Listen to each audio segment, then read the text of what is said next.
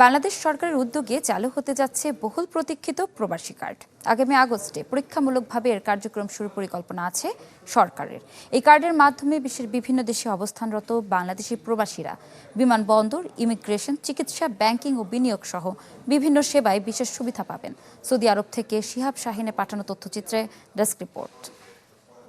Bangla QR যেখানে নগদ payment সেখানে। সারা দেশে 10 লাখেরও বেশি মার্চেন্টে নগদে পেমেন্ট করুন খুব সহজে।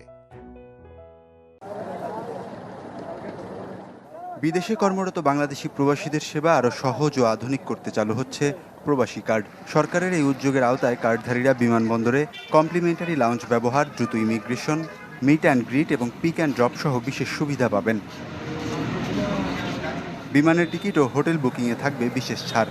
দেশে বিদেশে স্বল্প খরচে পরিবহন সুবিধা এবং সরকারি বেসরকারি হাসপাতালে চিকিৎসায় অর্থ ছাড়ের পরিকল্পনা রয়েছে।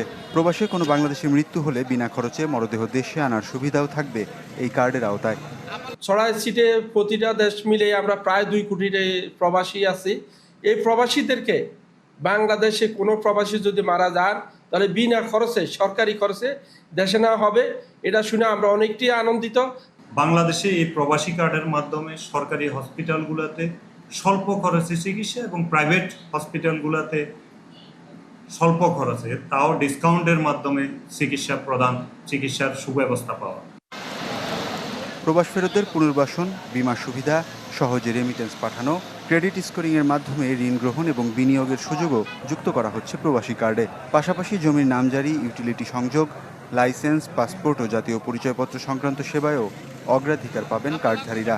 আমরা যদি কোনো জায়গা জমি কিনতে যাই সেক্ষেত্রে এই প্রবাসী কার্ডের মাধ্যমে আমরা অগ্রাধিকার পাবো।